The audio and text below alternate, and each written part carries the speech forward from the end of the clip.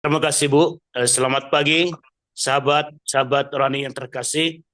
Kembali kita bertemu Senin 11 November 2024. Patutlah kita bersuka cita pada hari ini gereja boleh merayakan kesaksian iman seorang kudus, yakni Santo Martinus dari Tours, uskup yang hidup tahun 317 sampai dengan 397. Adapun Injil yang kita renungkan adalah Lukas bab 17 ayat 1 sampai dengan 6.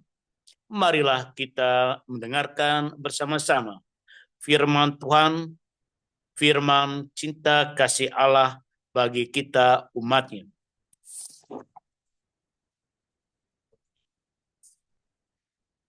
Yesus berkata kepada murid-muridnya, tidak akan ada penyesatan, tetapi celakalah orang yang mengadakannya.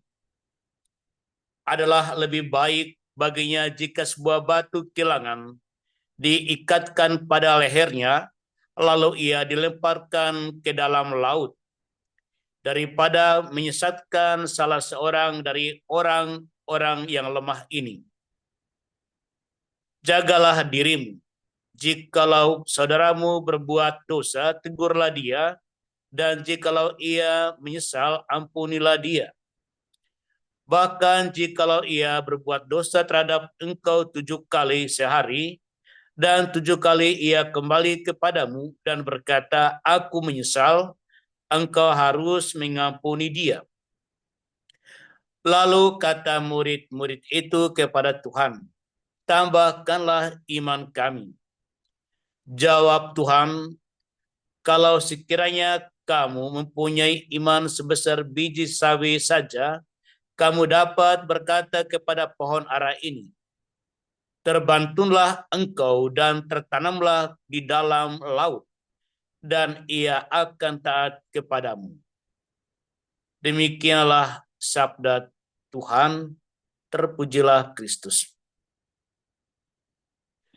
Sahabat-sahabat rohani yang terkasih, Injil yang telah kita dengarkan tadi di dalam Lukas merupakan kumpulan nasihat Tuhan kita Yesus Kristus.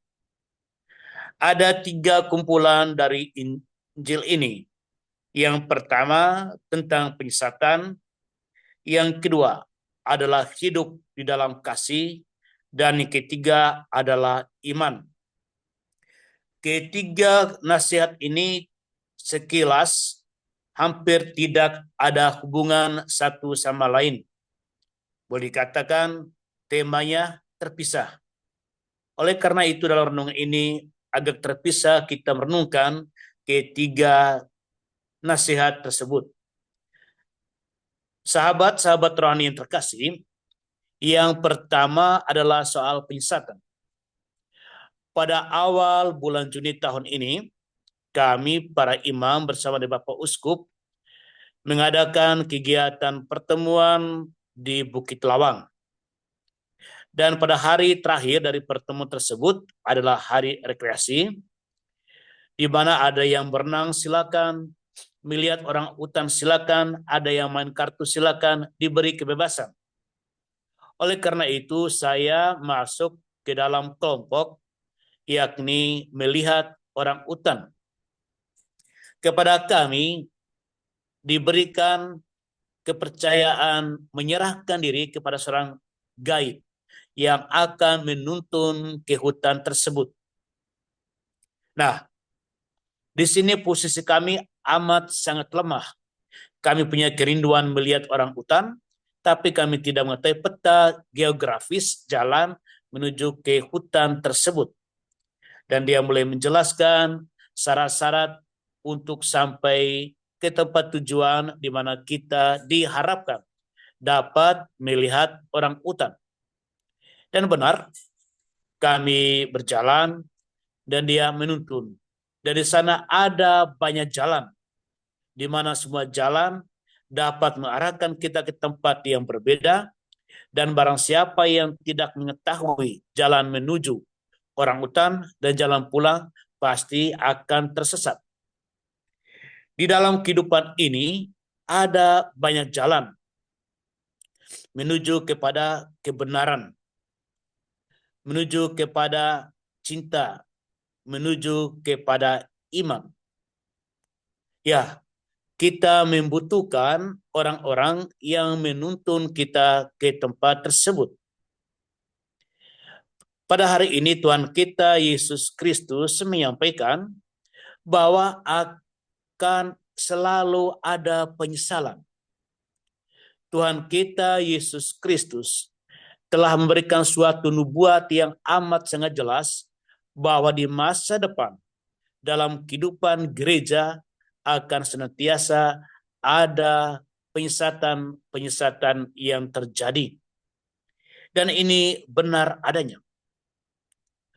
Bahkan Rasul Paulus mengatakan, apabila ada yang mewartakan Injil yang lain yang telah kami wartakan, bahkan ia pun adalah seorang malaikat, maka terkutuklah dia. Rasul Paulus mengingatkan para jemaat Allah bahwa bisa ada Injil lain yang tidak mewartakan kebenaran iman yang diwartakan Kristus, yang diwahyukan dari Tuhan sebagai firman menjadi daging. Penyesatan ini terjadi, yang pertama ada dua kemungkinan. Yang pertama dengan amat sangat sengaja. Di sini orang yang menyesat sudah tahu mana yang benar, mana yang membawa kepada cinta kasih sejati atau cinta kasih yang palsu, mana yang melahirkan pengharapan dan iman, mana yang tidak melahirkan pengharapan. Tetapi dengan amat sangat sengaja, demi kepentingan pribadi dia, demi keinginan manusiawi, dia mengajarkan hal-hal yang tidak sesuai dengan rencana Allah. Inilah sebuah penyesatan di dalam kehidupan beriman. Demikian juga ada penyesatan yang memang tidak sengaja. Dia dengan tulus ingin bawa kepada kebenaran, membawa kepada cinta kasih, membawa kepada kebaikan. Tetapi cara dan metode itu sudah up to date, sudah lama. Sudah tidak berlaku lagi. Tapi karena dia tidak mengikuti perkembangan dari ajaran tersebut, maka dia melakukan penyesatan. Nah, sekarang kita melihat yang sering terjadi adalah yang tidak dengan sengaja. Karena ini renungan untuk kita ingin suatu relevansi yang konkret yang dapat kita rekam sebagai arahan bagi kita, karena saya lihat kebanyakan para ibu, para orang tua di sini, mungkin saya akan senantiasa membawa kepada aplikasi praktis pesan dari nasihat pertama, penyesatan. Nah, sahabat rohani yang terkasih, dengan tidak sengaja orang itu melakukan penyesatan. Dia sudah ketinggalan. Misalnya tadi di Bukit Lawang, sang pemandu ini mungkin sudah 3 tahun, 4 tahun, dia tidak pernah lagi memandu. Dia tidak tahu bahwa ada perubahan rute menuju tempat orang utan, dan juga ada rute untuk kembali ke basic di mana kita berangkat. Sampai pada titik tertentu, ternyata jalan yang dia bayangkan ada, ternyata sudah ditutup, tidak ada lagi. Dan situ ada jalan-jalan lain dan dia bingung. Oh, 3 tahun lalu di sini loh. Tapi aku nggak tahu mengapa ini tidak lagi digunakan.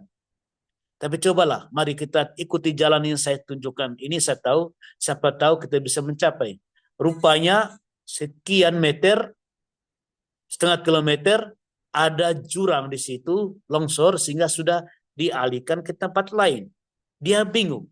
Memang dia tidak sengaja. Tapi sini bahwa dia sungguh tidak mengikuti informasi yang terjadi. Nah, di dalam kehidupan iman sering terjadi hal semacam itu. Misalnya, dahulu di dalam perjalanan gereja, orang yang bunuh diri tidak boleh dikuburkan secara Katolik. Bunuh diri adalah sebuah dosa besar, yakni dosa berat mengambil hak Allah. Tapi kemudian setelah muncul ilmu psikologi, ternyata ada komplikasi di balik mengapa orang melakukan tindakan bunuh diri. Ada sebuah beban psikis, bukan lagi masalah iman, tapi masalah psikologis. Maka mulai ada pelonggaran di sini, yaitu diselidiki. Orang yang bunuh diri ini apa motivasinya, dipelajari. Ternyata ada masalah psikis, maka gereja beri dispensasi bisa dikuburkan secara Katolik. Tetapi bagi umat atau pengurus gereja yang tidak mengetahui hal ini, no, orang yang bunuh diri tidak bisa 100% dikuburkan secara Katolik. Nah, ada perubahan-perubahan di dalam keputusan-keputusan iman karena telah ditemukan hal-hal yang membuat kita menemukan akar dari sebuah persoalan. Sahabat-sahabat rohani yang terkasih, sekarang saya mengajak kita kepada penyesatan-penyesatan dalam kehidupan kita untuk membawa orang kepada kebenaran, kepada cinta kasih, dan kepada pengharapan.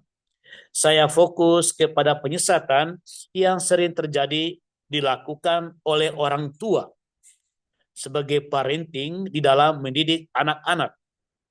Contohnya amat sangat sederhana.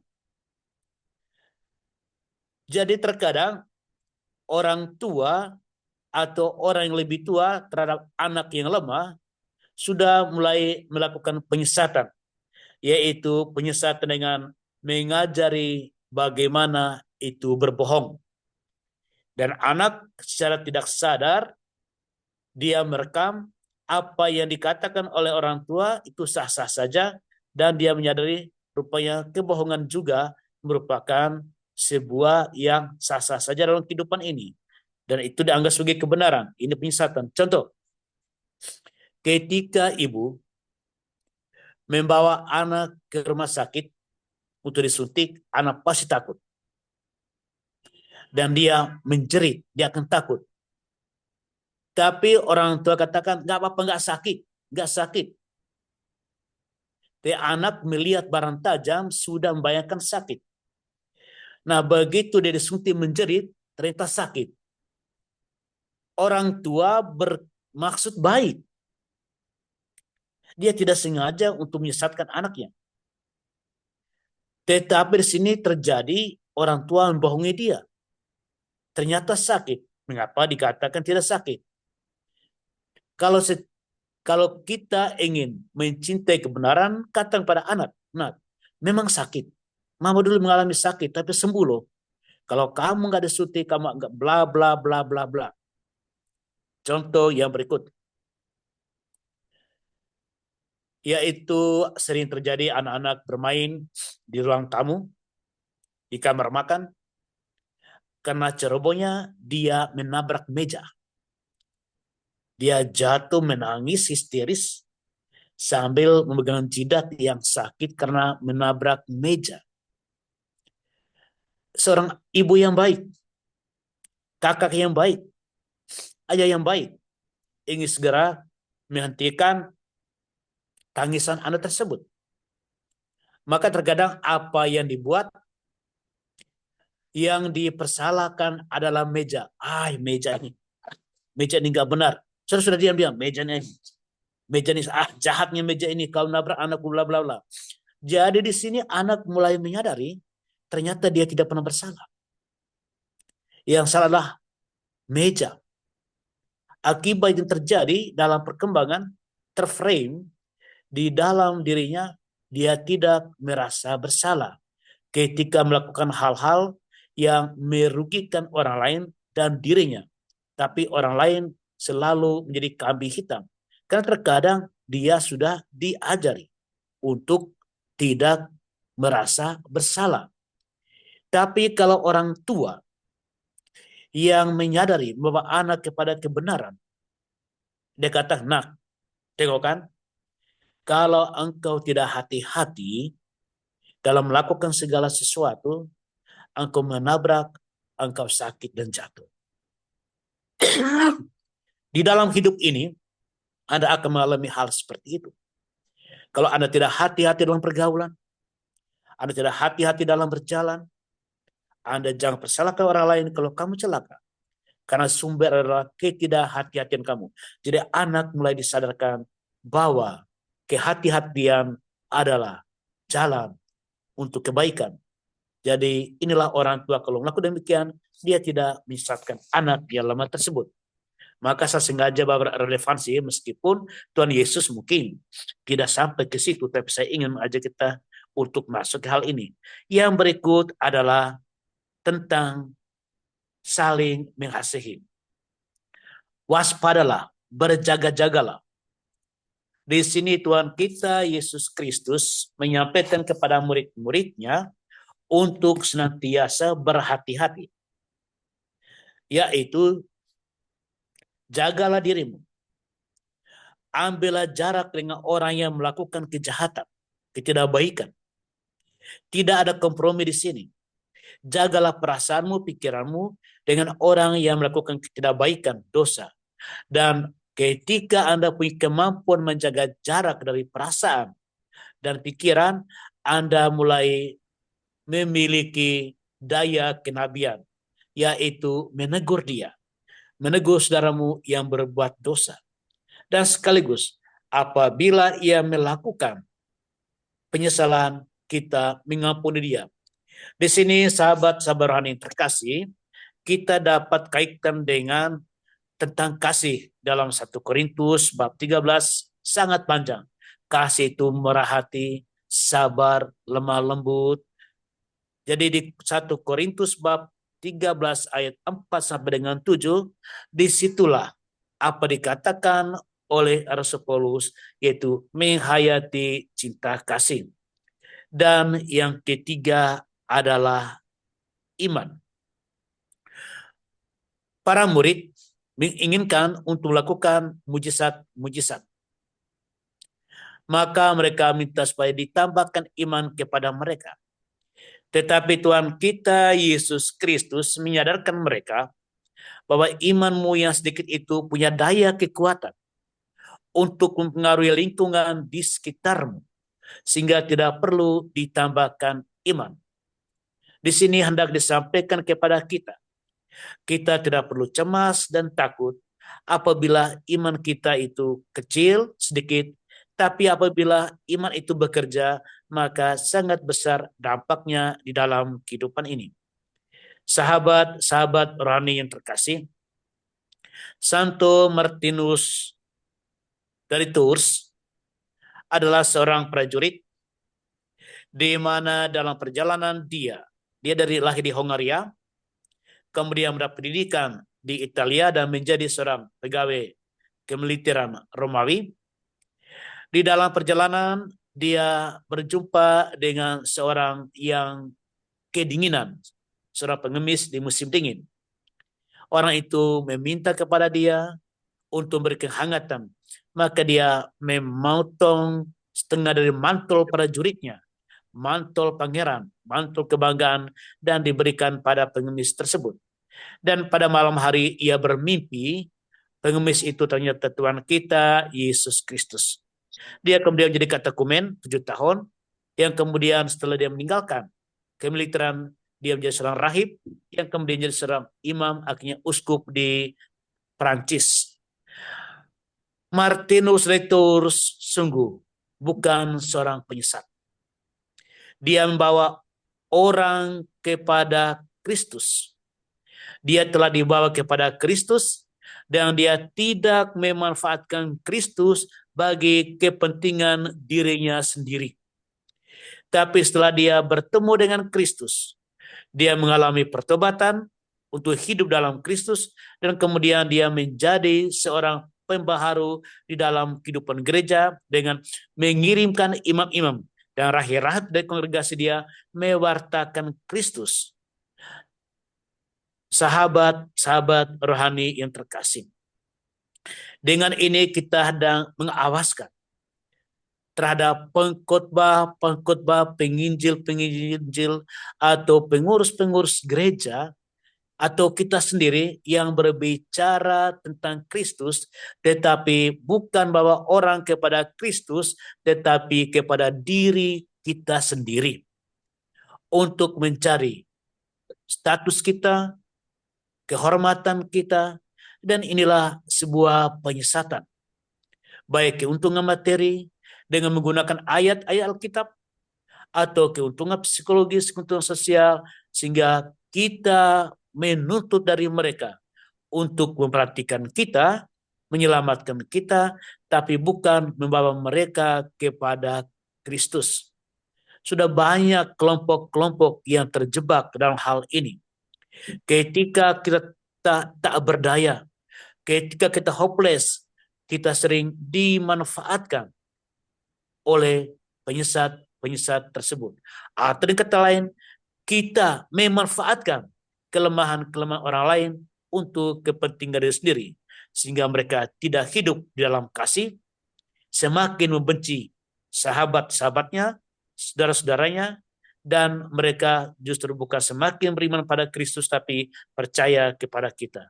Semoga dengan renungan pada pagi hari ini kita disegarkan.